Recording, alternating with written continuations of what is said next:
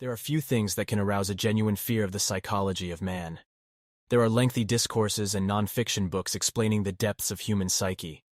There are antagonists in every story that shows the worst humans are capable of. They only see themselves and their goal, and do not care about the harm they cause. We see humans who are incarnations of monsters.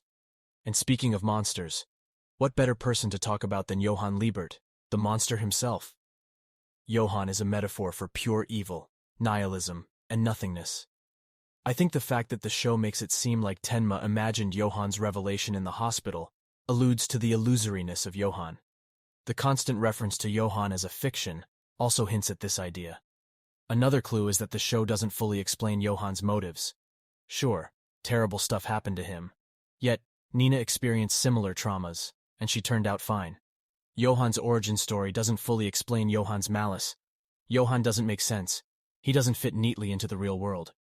It is custom for a person to be grounded in a particular socio-cultural background, in a particular time and space. Johan isn't like that. He is nameless, enigmatic, and seemingly everywhere. He is more like a concept of evil that plagues the lives of everyone: serial killers, families, orphans, and doctors. If you look at the totality of the characters, there is nothing that binds them together other than that they were all human compared to Johan. He even makes serial killers look sane. He transcends the boundaries of normality and morality, and he challenges the notions of identity and humanity. He is a mystery that cannot be solved, a force that cannot be stopped, and a nightmare that cannot be woken up from. He is the ultimate antagonist, because he is beyond comprehension and redemption. Johan's murders are cold and emotionless, as Lunge once described. There is no goal, no motivation. Johan, in this sense, resembles nothingness, which takes us away one by one indiscriminately, arbitrarily. We desperately try to make sense of it, ascribe intentionality, or even a governing set of laws. But in the end, I think such efforts are futile, for I agree with Wittgenstein that death is not an event in life. We do not live to experience death. Perhaps this is why it makes one's blood run cold to see Johan in action. He does not make sense, and the thought of a meaningless end terrifies us.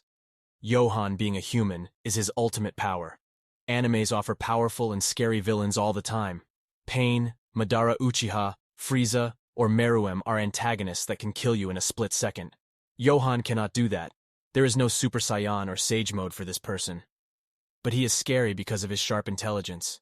Put it simply, Johan turns people into serial killers. Then, he makes the people kill the targets he lists out for them. The amount of fear he instills in them feels all too real. But that is not it. He can talk people into committing suicide. He shares his life philosophies, and within no time, they see things from his point of view. Despite the number of problems he creates, Johan is a ghost. He never makes public statements, and he prefers it that way. After all, he was raised by people in shadowy organizations. Johan is meant to be the leader of humanity, capable of starting another world war. He is also a master of disguise and can perfectly impersonate his sister Anna. He doesn't always have to rely on his serial killer side to make people obey him. Sometimes all it takes is a pretty lady for a man's downfall. Johan, at all times, has a warm smile on his face.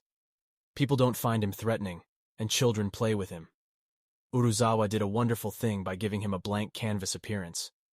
Normal people, as well as psychopaths, see his face and personality and believe that this is a man who truly understands them.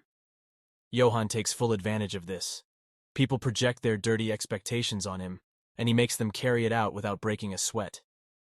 In the end, perhaps Johan is considered to be the perfect antagonist because he is, in fact, not superhuman. He is a broken human being, and rather than sit and complain, he reflects that damage to the world he hates, because he is a paradox that defies all expectations and norms. He is a handsome, polite, and intelligent young man who can charm anyone with his words and manners. He is a loving brother who cares deeply for his twin sister Nina, but at the same time is also a ruthless, sadistic, and nihilistic killer. He does not have a bloodlust, but is simply cold and calculating. He is not a monster that can be easily defeated or understood, but a human being who poses a threat to himself and others. He is a master manipulator who can exploit the weaknesses and fears of others, and he has no remorse or empathy for his victims. He is a nihilist who believes that life has no meaning or value. and he seeks to destroy everything that others hold dear. He is the embodiment of evil, but he is also human, and that makes him even more terrifying. And that's it for today's video. I hope you enjoyed it and learned something new. If you did, please give this video a thumbs up and share it with your friends. And don't forget to subscribe to the channel and hit the bell icon to get notified whenever I upload a new video. Thank you so much for watching, and I'll see you in the next one.